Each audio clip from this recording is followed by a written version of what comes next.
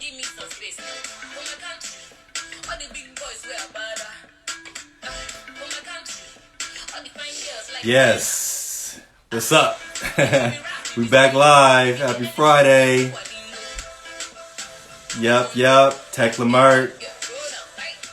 What's crack-a-lacking? Happy Friday, everyone. We are going live. Thank you for joining. I see you there, T Hart. I see Sparc the World. Yep. That's actually going to be our interview guest today. So looking forward to that. Yeah. Good stuff.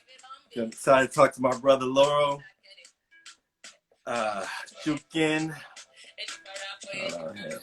Yeah, there he is. All right. How's it going? Brother? I'm doing well, bro. And yourself? Yeah, I'm good, man. Good to see you. Yes. No doubt. Yes. All right, man. I'm glad we're able to touch down here. Definitely. Okay, we got a good picture there. Yeah, so we're looking good, man. Welcome to Tech Lamert Live. Good to have you here. I'm gonna just speak really quick about Tech Lamert for our audience. We might have some first timers here. Set a little ground rules. There's a question box there, so if anything about this conversation is interesting to you and you have a question, throw it in the question box so we can be sure and address your questions with our speaker. Tech Lamert is TEC is an acronym for Technology, Entertainment Convergence. We're highlighting career pathways in the digital economy. We're doing that today with our brother Laurel Djoukeng, and I'm gonna read you a little bit about his bio, just so you guys know the caliber of professional we have here. So Laurel's born and raised in DC, attended Hampton University, and earned his MBA from Fuqua School of Business at Duke University. During his MBA program, Laurel launched a tech startup called Sparc, which is a people-centric marketplace that connects and arranges live engagements with people that have complementary interests. So prior to Sparc, Laurel's professional background includes private equity at PGIM Real Estate, investment banking with the Carlton Group, and served as a biz development manager with Blockstream, which is a global leader in blockchain technology. So lots of experience across the board, finance, tech. So definitely want to dig into that.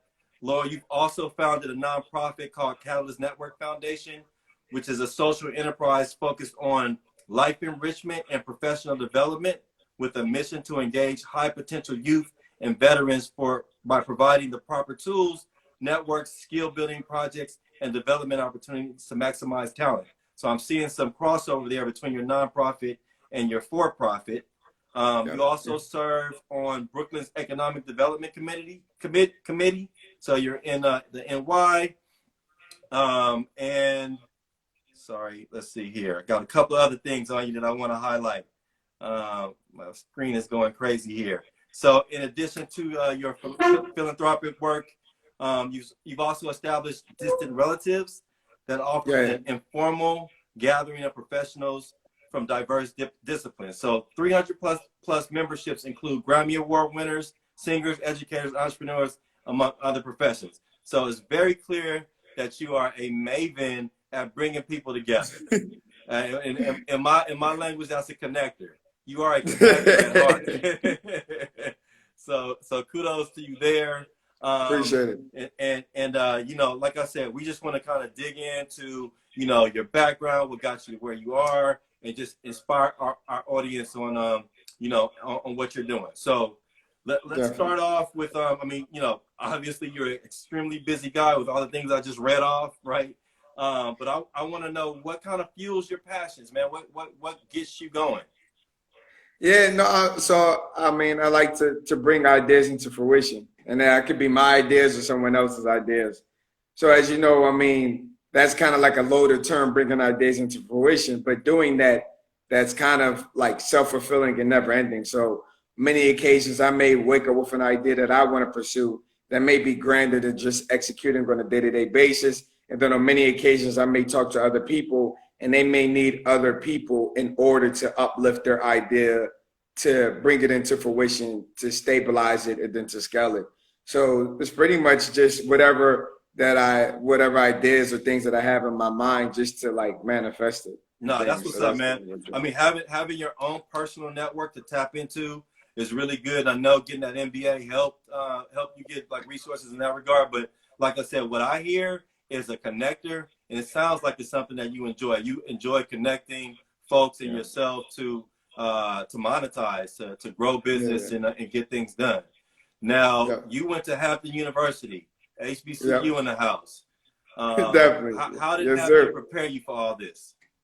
Yeah, so I mean, the good thing about Hampton is that you're naturally kind of just networking, and then you kind of understand how to get things done and how to juggle many things at a time.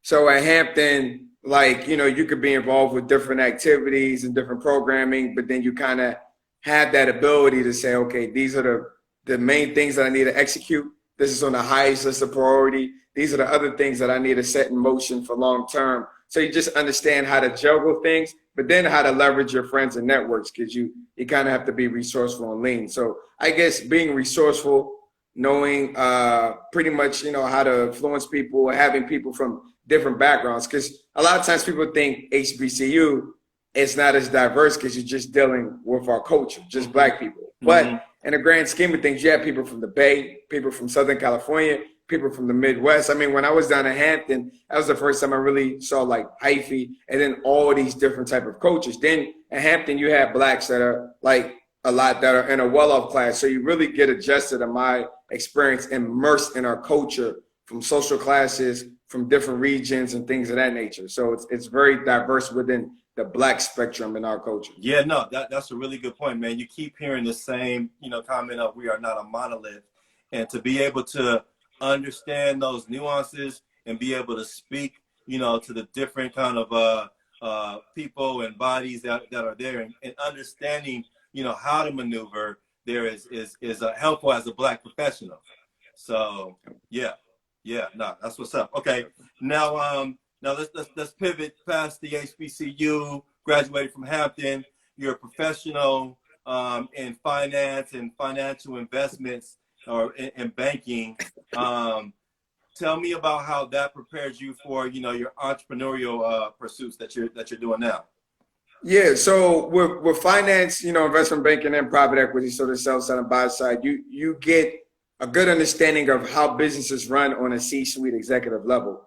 And then on top of that, so if you're understanding how businesses run at that level, you understand the stakeholders in place to get a business going. And then you understand how capital formation can help a business grow and to sustain a business. So let's say, for instance, if I'm at the Carlton Group, I used to have our old chairman and founder, Howard Michaels. He used to, because we'll raise deals like billions of dollars or $2 billion deal for real estate ventures.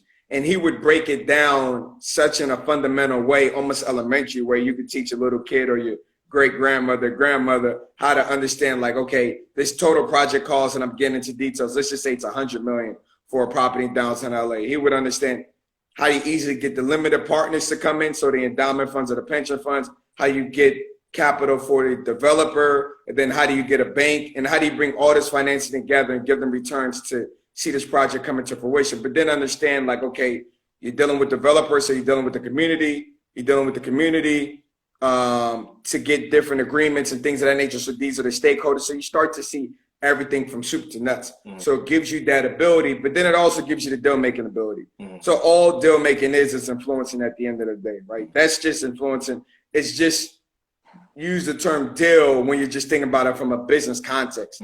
But anytime you're trying to get someone to do something, it's like you can kind of think about it as like closing a deal or brokering a deal. Right. So I would say Wall Street, from the standpoint of how to be much sharper with influencing someone, and then understanding all the stakeholders that are in your ecosystem that's necessary to execute upon to attain a goal or execute upon an objective. That's really what Wall Street helps. And then, you know, just financial acumen in general, because you're dealing with numbers and things of that nature. Right. So you've mastered how to close the deal, and then you also mastered how to fundraise, you know, to get the deal going and getting it into fruition. So two very good skill sets, man. I mean, you know, as an entrepreneur, you know, you not only have to be a visionary or have a good imagination of possibilities, but you also gotta be able to close deals and get Correct. people in the room to finance your ideas. So, Correct. you know, Capital is necessary. You know, I use the term all the time. I say Miami, money is a major issue. That's the acronym for Miami, because capital is needed. You know what I mean? At the end of the day, people always say, if you don't have resources, you have to be resourceful. But being resourceful takes a lot of cognitive energy because you have to be creative.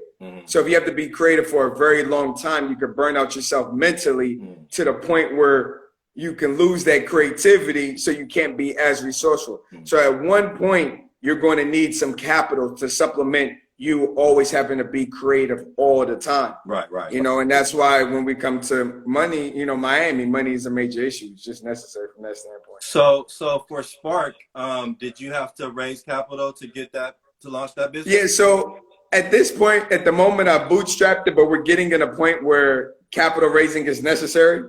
So we've been extremely lean. I mean, I have an engineer that I've outsourced from Europe, and then I have Duke undergrad computer science students, 4 that have helped develop the product as well. But then as we've gotten more users on a day-to-day and monthly basis, our hosting calls from we moved from Google Firebase to AWS. We're now using MongoDB database. So there's a lot of just my IT infrastructure and hosting costs have grown exponentially to keep up with the performance for the people that we have. Okay. So as these calls are accumulating, we still want to maintain the performance. And most importantly, we want to make quicker iterations. So when we're getting feedback from both of our end users, our customers, which are the recruiters and employers, and then our end users on the other end, which are just everyday people like us, we need to, you know, improve the tech product. So the tech team. So fundraising is definitely on the horizon. But I'm glad in hindsight that I didn't raise capital over the past 7-8 months, because I would have not used it as wisely. The one thing is, when you do have funding, and we can take like a lot of government into, you know, context in this scenario, when you have a lot of funds, you may not be as prudent with it. Right. And you may not stretch it, and you may not be as creative because you're just throwing money, resources to solve the problems. When you don't, you have to be prudent and lean. So you really are methodical, and you're really thinking about every move. So you're strategizing every step in the process. So I guess in some aspect, it's been a blessing in disguise. Yeah. Me, bootstrapping at the moment, but fundraising is definitely on the horizon. So let's talk about that. So what type of fund raising are you interested in? Are you going to go through series rounds? Are you going to take out a bank loan? Like, have you thought about that yet? Correct. So the funding vehicles at the moment that I would go would primarily be, well, I have had mentors and other people who have reached out and proposed to, you know, be angel investors. But then there's also some accelerators that I'm looking to apply to. And then aside from that, more pre-seed and seed investors. So this would all be private equity, not private equity, but private capital from there. Wouldn't be debt funding. So I wouldn't go to a bank or anything like that, because I don't feel like I have tried the equity capital markets at the moment and have exhausted that to the point where I would need financing, which I would have to then put collateral of my personal assets, because of course the company has limited from that would be deemed valuable to the bank. And usually kind of my type of venture in a startup, you know, going the traditional financing way for bank is kind of not the route you want to take at the moment. Okay. Now we're getting on this tangent on this finance talk. So let's pick So to the tech side here. Yeah, tech side. Yeah. So Sparc is the new tech startup. Yep. What sparked your idea to start this? Yeah, so I lived in New York for 10 years before going to B school. So from 2008 to 2018. So right out of undergrad to going to B school, get my MBA at Duke. And at that time, I had my old roommate where I lived in Harlem. We were talking, and it's funny because we're on Instagram, and he said, and he went to Hampton too. He said, man, he got a fitness plan from an individual on Instagram. He reached out to him, and the guy wrote it for like $50. And I was like, man, you know, the individual, like, he doesn't know how to really monetize himself to the 10th degree. that fitness training. They're probably posting up videos and getting people to book them. But I'm like, there should be a way to kind of really handle this process and make it more efficient for them and bring in more leads. Then after that, I was working out. I wake up about 5 a.m. every day. So in Brooklyn, I had this workout. I lived on 482 Franklin Avenue, and I called it 482 Fit. I would work out, and I would have friends that would say, Laurel, can I work out with you in the morning? And then they would tell others. So I would have them work out, and I said, man, you know, if I ever wanted to scale this or do this, there needs to be some type of platform that can kind of like augment what I'm trying to do for whatever reason. So the ideas of Sparc kind of clicked like, man, I kind of need a platform where, you know, people can efficiently like monetize or market their abilities. And it doesn't necessarily have to be monetized because people are incentivized in different type of ways. And I can get more in detail with Sparc. So then I said, okay, I can't really do it while in New York because I'm working, I'm doing banking, and I'm a nonprofit. Let me go to grad school, use grad school as my incubator to flesh out my idea, utilize the resources within school. So when I thought about Sparc, the genesis of Sparc, as you mentioned, is like, it's to connect and arrange live engagements with people that have complementary interests. Complementary interest is a very loaded term, right? So that can mean anything. You talking to me to like give exposure to other people and me just to convey information, that's a complementary interest right there. But the use case that we're using is companies at the moment, the initial use case is companies providing career recruiting events to young professionals and college students, right? And the beachhead market, and of course that's a tech term, being the employees and recruiters and the college students and young professionals. So while I was at school, I wanted to initially think like, okay, I got my MBA classmates. How can I get them to use Sparc, right? And some of them, of course, they worked in tech, consulting, banking. I would have them talk to the undergrad students of like a day in the life of a strategy consultant at BCG, or the difference between law school and an MBA. So they would talk to the undergrads and I would kind of get some traction, but I realized on a scale out of 0 to 10, it was pretty much a 4 out of 10 or 5 from my classmates. They were doing it because they were my friend, but the value proposition wasn't that high. On the other end, from the supply side, the demand side, the students, it was more like a 6, 7 out of 10. It was cyclical, right? It was like, okay, if I'm applying to this company or I really want to know this is cool, but it wasn't something that I can scale up. But one day I had my classmate, she was a technology analyst at Goldman Sachs. So she did a session and it's on our platform right now. It was the opportunities for computer science students on Wall Street, because most computer science students are taking big tech, Google, Microsoft, LinkedIn, Facebook, you know it.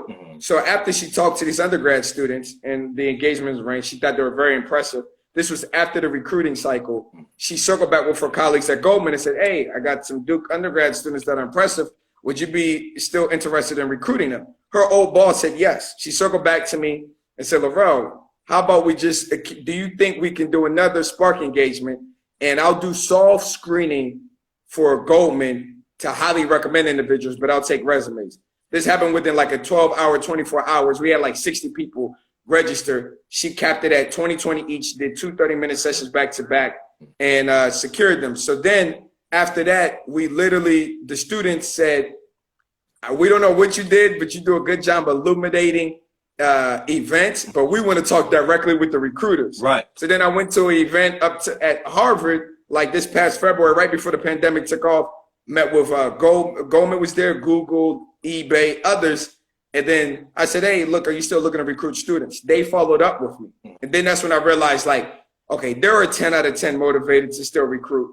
The undergrads are a 10 out of 10 and still communicate and connect. So I was like, okay, that'll be the initial use case. But to add stickiness, I wanted to say, okay, what is when a college student's at school, they're really in school for 3 different reasons, right? In my opinion, aside from like dating and partying, they're in school for one, that's career. Yeah, that's important. They're in school for career discovery and career attainment. So they're like, okay, when they come from high school, they're like, what natural skill sets and talents do I have? And what professions and sectors are aligned with them? So once they get that career discovery, then they're like, oh, okay, I like entertainment industry, but I like consulting. Okay, let me be a consultant for like McKinsey, but in an LA office focused on entertainment, right? Or they're like, I want to launch my own venture. So once they get the career discovery, which it could be provided with Sparc engagements, now let's provide that company. But then the second thing that they're interested in is that they're saying to themselves, they want to be self-sufficient. So if they got a parent or guardian that may give them some money or may not, they're like, man, how do I get money to take this lady out on a date? Or how do I go to LA for spring break? Or how do I just buy food whenever I want to, right? Where is the undergrad student a masterclass better than anyone else, an expert? SAT tutoring, ACT tutoring, calculus, stats. If you go to tutors.com, that's mainly adults and math teachers. The students don't do it because the market is not really in front of their face, right?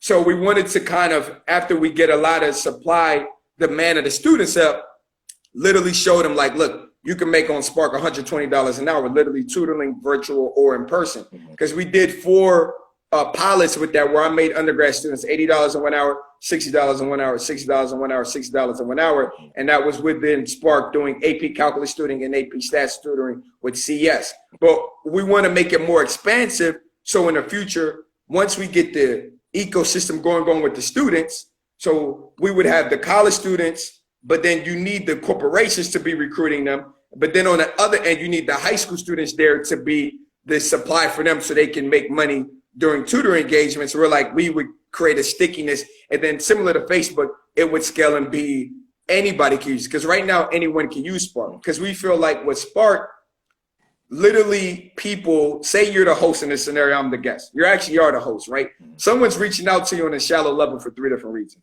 One, they want knowledge and expertise, right? 2, they want connections or access. Right? 3, what I say? 3, they're just there vibing with you because of your energy, right? We always know that intuitively, right? So you can have a friend from back home. They may not have a lot of knowledge, expertise, quote unquote, to share to you, but their energy is great. They're your friends, so you hang around them. Then you may go to a networking event because these people have access and connections, right? But on the guest, on the other side, the host benefits from all 3 ways. It's like, look, pay me for my time, old-fashioned capitalism, billable hours, like a lawyer or a consultant, right? And then 2 is like, pay it forward. You're like, you know what? I'll spend time with you because you remind me of me. I want to help you out, pay for it. 3 is similar. It's altruistic in that way, but it's like, say, you know, a religious institution, a church, a mosque, a synagogue, or a charity. You may spend your time to be allocated there. So on Sparc, you can do all 3 from both sides, because our thing is we want to arrange live engagements. So we line up the incentives where one can propose money, or it could be free, or things of that nature. We're trying to facilitate the last mile of human connectivity. And that last mile of human connectivity is this right here. It's a virtual engagement or an in-person. You're on LinkedIn, you know that people can send you emails or try to reach out to you, but you may not entertain their email or their friend request because they haven't demonstrated a compelling incentive. But if the compelling incentive is demonstrated, then you say, you know what, I may entertain them because they're proposing money, but then you may say, I don't want their money, and you make it for free. But we have SaaS tools on the back end and these things to facilitate that engagement in person. Because right now around the world, there's a minimum 20,000 people that literally the insight that you have right now, they want from you at this moment. Right. But they're not aware of you around the world at the moment. And even if they were aware, they wouldn't know how to connect with you and how to properly propose their value proposition to get that insight that they're seeking from. And that's what Sparc is trying to facilitate. And so let's stick with that example. How does Sparc kind of, connect me with those 20,000 people? Yeah, so the way we connect, so literally on the platform right now, just to give you an example, right? So American University, right? One of the representatives said they had a Frederick Douglass scholarship and a full ride for high school students and a DC scholarship. They said for some reason, for the Frederick Douglass scholarship that was meant for Black folks, Native Black folks, ADOS, they were giving it to Indians and Asians. And supposedly they said they didn't, they weren't able to attract Black students for the Frederick Douglass scholarship, so they had to give it to other people. That's laughable. So I said, look, let me tap into my network and see. They created a Sparc engagement. They capped it at 40 people, hit all 40 people. It subscribed over the cap that they had, more than demand, right? The engagement went extremely well. They had 400 hits because you get those analytics. Wait, and then so now, time out. So once that request was made, how did that request get broadcasted to that general community? So the way it gets broadcasted is that initially, because you got to build the marketplace up. I had a strong network of my nonprofit partners for 14 high schools in New York City, 6 in Washington, D.C., but we have a larger network. So I just sent it to the high schools that we dealt with. A lot are the class, Black and brown students are pretty much 90%. So that was offline. This back channel. You said that was offline, but ideally it will be online once the okay. Go ahead. Correct. So an example of online, right? We have on our platform right now a young Spelman lady. She's a sophomore. She runs her own scholarship programming, right? And she earned $700,000 worth of scholarships during her high school year. Right? So literally, she created an engagement, and the executive director of the Black Student Fund, he right now has an engagement on Sparc where he is giving 600 up-to-date scholarships. He's going to share that information, and he's going to tell how to submit. So literally now, since we already have the database of the other ones, one click of a button, they already, as soon as they created their engagement, one click of the button, they both got 30 registrations, and then it's going to build. So as more people register and we get the data, you can literally on Sparc, similar to like how LinkedIn may send a job recommendation and things of that nature, we would have that. And now you would be able, one click of a button, we just send it out and people receive those emails and notifications.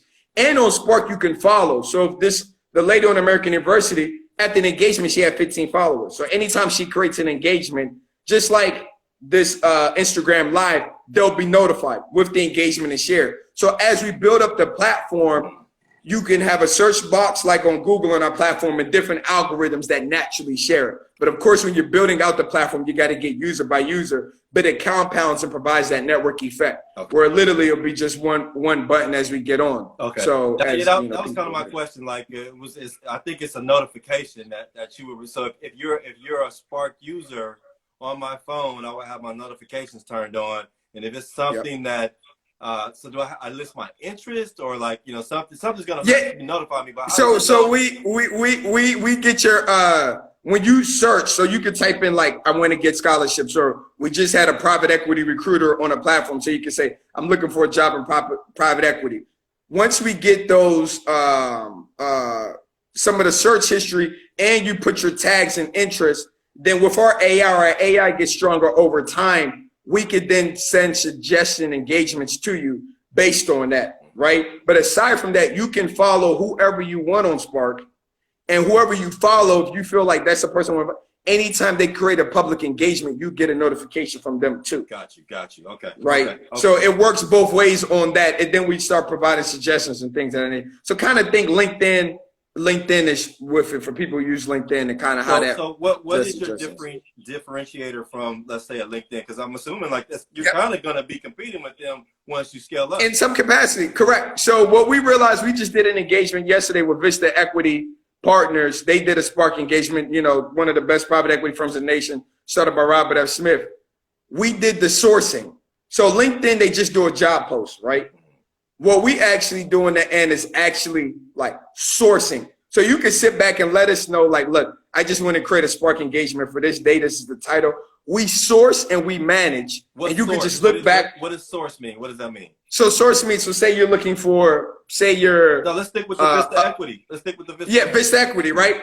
They had an analyst role. They were looking for candidates 1 to 4 years. That didn't do investment banking, engineering, consulting, and things of that nature. And then they had a private equity associate where they were looking for MBA students, right? So literally we did all the sourcing, the recruiting of the people. We reached out, they registered for the engagement. They had to provide resumes because on Sparc, you can make it mandatory to upload a document. You can make that document a resume. We got Survey Monkey type links. You can have questionnaires. Okay. So you can aggregate that data. You can easily source on the back end because we have these tools, right? Yeah. So when we source, you just sit back and you're like, oh, I like the candidates I have. So say we had a college student. Someone said, I'm doing a tutoring event for AP Calculus. They're charging $20 for 5 different people. If they wanted us to source and we did the sourcing, we would come back. They would have the 5 different people, that'd be $100 for 45 minutes of doing it from 6 to 6:45 p.m. We just take the 5% of that for that cut. Mm-hmm. You see what I'm saying? So we actually do the marketing on that end. So you literally just sit back and you get all this data and you get all these tools to manage your engagement from engagement creation to execution. I love it. So different than LinkedIn. LinkedIn is just job posting. Yeah. We're actually sourcing, and you have different SaaS tools on the back end, and you have survey-like features where you can aggregate data before the engagement and afterwards, and you can come back. So what we differentiate, so we would say we're a hybrid of like, you think, you know, Eventbrite meets LinkedIn meets like with some type of Airbnb functionality, a hybrid of all of that. But our use case is recruiting initially, so that puts us in the LinkedIn lane. But our other use case is tutoring at the moment, and that puts us kind of in the tutors.com lane. Because at the end of the day, an engagement isn't like this is an engagement, right?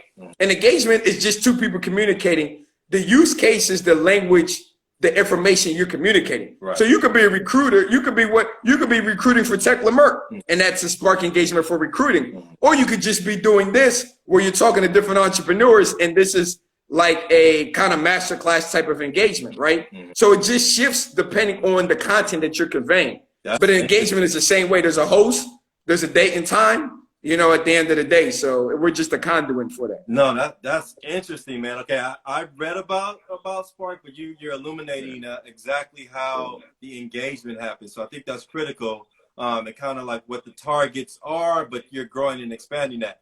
Now, I heard that you just landed a new client in the fashion tech space. So we kind of talked through some use cases. Let's talk about that use case. So, you know, if I'm a company, I'm a fashion tech company. I don't know how much we can divulge on that new deal, but you know, and I'm recruiting for a particular position. You know, let's walk me through that. So, say you're a fashion tech company, you want to build up, you know, your diversity pipeline with Black candidates and Latinx candidates, right? So you can create an engagement. You can title it like recruiting, right? Or diversity recruiting. Now on Sparc, you can upload a video to add more context, and you can upload up to 5 documents. And if anybody, so right now, if you go to www.sparc.world, WORLD, you'll come on our landing page, which will look like a Google kind of page. But then on the top right, you would see a button called participate.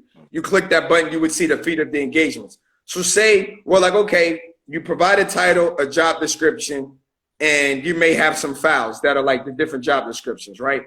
What we do now is based on my network, because all my peers are, you know, I got Black professionals everywhere. We look at the roles like, okay, you got director of engineering, you got director of business development associate, public relations. I can reach out to my personal network. I can reach out to the Black MBA Association, NASB, National Association of Black Engineers, Black Public Relations Association, these different pockets that I have direct relationships with. And I'm just saying, look, they're doing a recruiting event, and they're going to have the recruiter, the hiring manager, and some of the personnel on. So now that fashion tech company makes it mandatory for you to upload a resume and some questions so they aggregate the data from everybody that registers. Now, different than LinkedIn, our peers are more motivated because they're like, hold on. I'm not just applying to a job on a job post where I see 1,000 people and I don't know anybody. I know that I'm applying, and if I get accepted, I'm talking directly to that recruiter.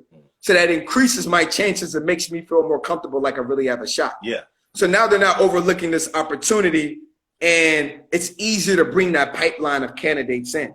And it's more efficient for that fashion tech company because off the jump, they can easily talk to 30 or 40 people, see their resumes, and then easily screen more than just looking at a resume, calling individuals up one by one. We streamline that screening process. We increase the candidate pipeline. Okay. So we reach out. But then now, the same people that we had on Vista that registered, it's just a click of a button to reach out to them.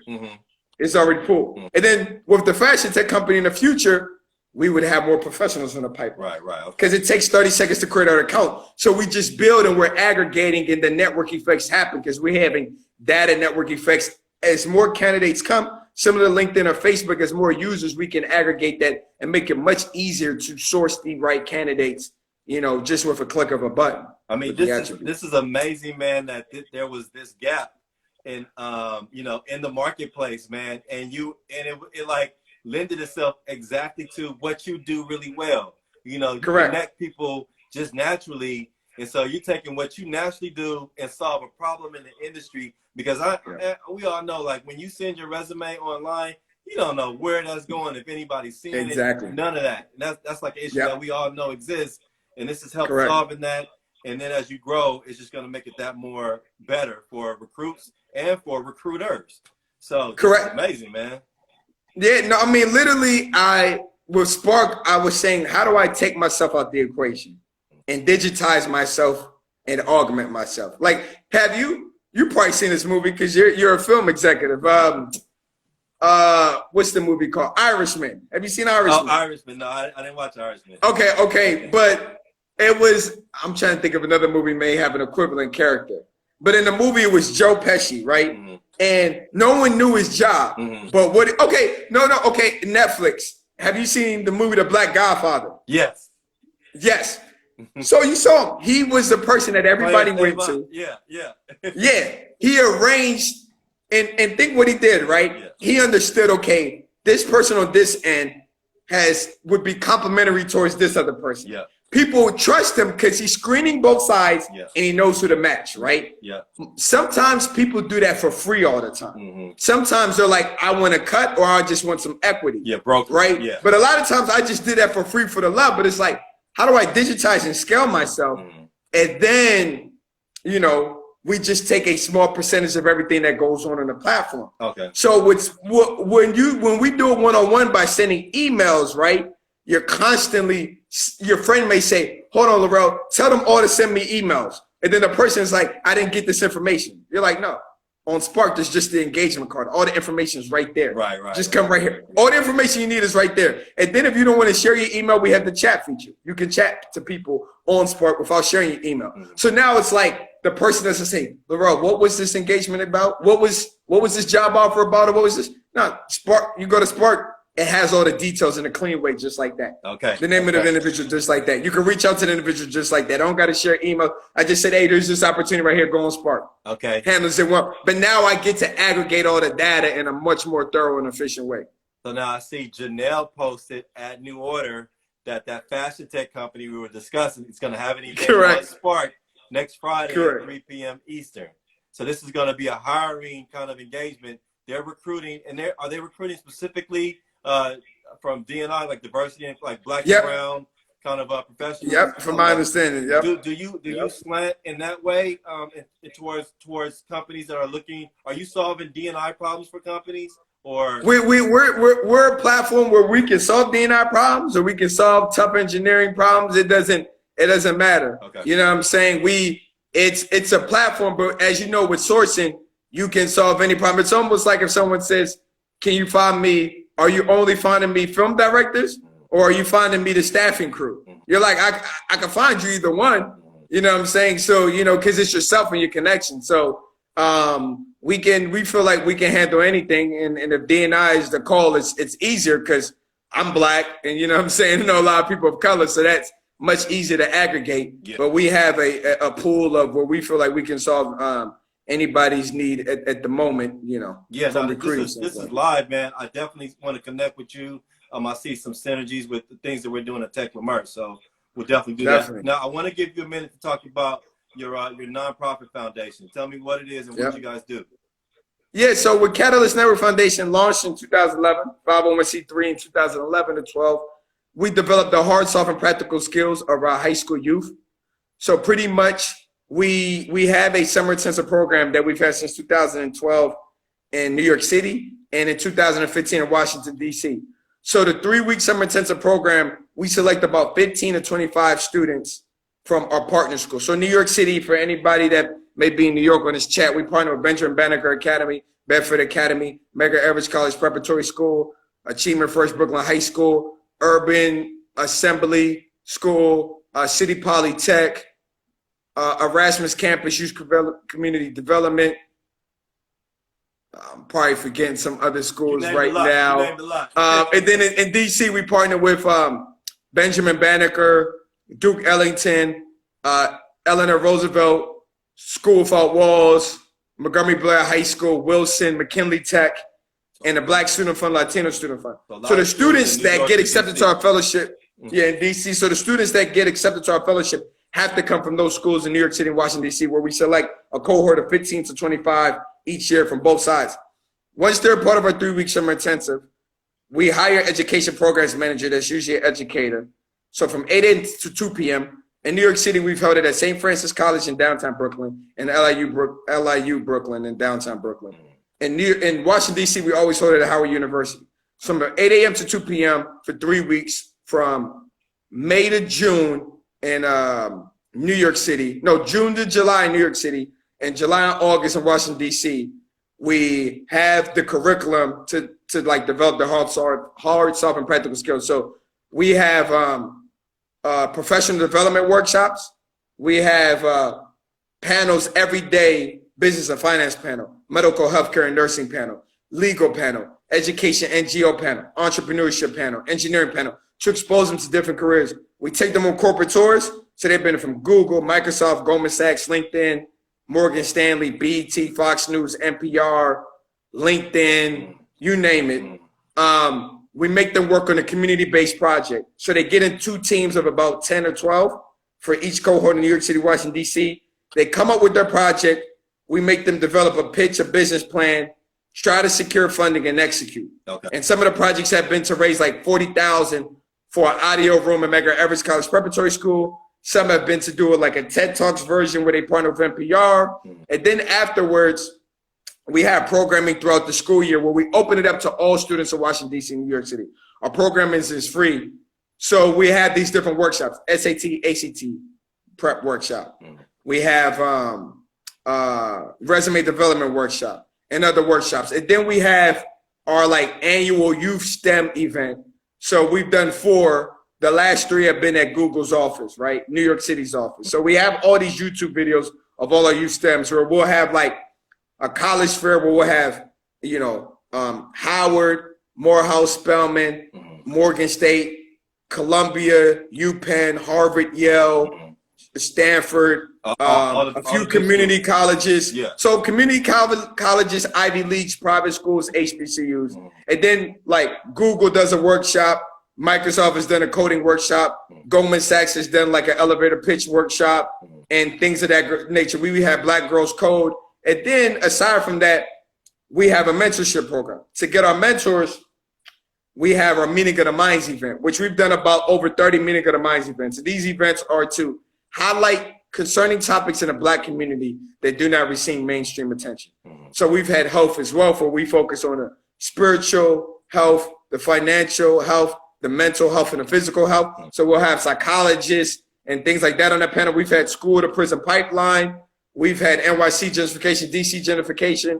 And we recently had position of power where we had, like recently we had Don Peoples. He runs the largest Black-owned development company in the nation, over $7 billion worth of real estate. We had John Rogers that runs the second biggest Black investment fund called Ariel Investments.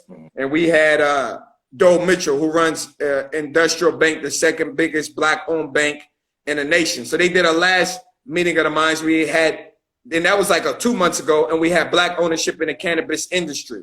And with the Black ownership in the cannabis industry, we had Al Harrington from Viola, Rodney Thomas, and some others. So that's on our platform right now on our website. So when we do that event, it's 3-pronged for the Catalyst Network. One, to raise capital. I see, is that Tyrone? I want to know if that's my man Tyrone that went to Somebody Hampton. gave a shout out to Catalyst. Yeah, so, but if that's the Tyrone I'm thinking about, who's out there and he's from LA, then I mean he's done some photography for us way back and been a part. I don't know if that's, I'm trying to look, I can't tell by the photo. It sounds like you're leveraging everything, all your experiences kind of coming on. One thing I didn't hear is that, you have a Sparc event related to Catalyst Network, but I'm sure that'll be coming down the pipe pretty soon. Definitely. Yeah. Oh, that's Tyrone. What's up, Tyrone? Man, it's been a while, bro. It's been a while. But yeah, man. So yeah, no, Tyrone, he's been familiar with Catalyst. He shot some photography for us on many occasions for the love way back. And one of his close friends, Max is part of Catalyst Network Foundation as well. But yeah, so awesome, you know, awesome. No, we yeah. you, so man. I mean, you're doing a lot of good work, obviously. First of all, but this connection, man. Like, I love how you're connecting people to opportunities. And I mean, that's a huge thing, because it's not like, one of the things I think that you know, is something that we have to contend with is access, right? yes, Access to, you know, resources, access to capital, like just access, like that's the door. That's you know, that's the barrier. And so, you know, you created a platform to help give access. So that's huge, man. And it seems to be working out, and it's leveraging all your core, you know, strengths and talents, man. So kudos to you, my brother. appreciate it. Yeah. Appreciate it. Just grinding, man. So look, man, like, we're gonna wrap up, man. I told you the time goes by fast. We used to try to do this 30 minutes. We 45 minutes in, man. So hopefully this has been fun for you. No, it's been great. And our audience, man. I know they got a lot out of this, man, just to hear your journey and the things that you're doing, and the things that you're gonna do. And I'm looking forward to see how this platform grows. I know I'm looking forward also to like connecting with you with Tech Merc, because there's a lot of synergy here, man. From event engagement and then just connecting with people. So we'll definitely be doing that, man. Yeah, so just to throw out, if there's any you within your tech network, because a New Order, they're based in LA and New York City. They got jobs in New York City, LA, and in a lot of cities. And so it's weekend at the moment. So there's a bunch of jobs. So literally on a Sparc, and we post, and we need to get our Instagram platform stronger to Sparc that world. But on our Twitter and on our LinkedIn, every engagement is posted on there, or we're just there. But on the Sparc right now, it should have the link. If they literally click the link on Sparc.world on Instagram, it brings you to the different engagements that we have on and that we have live. So people, literally, we're trying to get a lot of Black and Latinx to, you know, it's a recruiting event. These are full-time, well-paying jobs that a New Order is doing, and it's everything from engineering to business. So Tyrone, feel free, you know, any context you got in the tech space, you know, from that standpoint, they can kind of go on Sparc and register for that recruiting event that New Order has, you know, going on. And then any other events that they see, because some other corporations should be using the platform quite soon. Again, Morgan Stanley and a few others and things of that nature. Okay. So. Yeah, no, we got a few people that can look out for that. I want to post it on our platform, so I'll go to your LinkedIn and grab the information for the New Order event and post that on our platform as well. So yeah, definitely. Okay. All right. Good stuff, my brother. Hey, again, thank you. We appreciate you, man, and let's stay in touch. Yes. Okay. All right. And thanks everyone for joining. See you next Friday. All right. Later, man.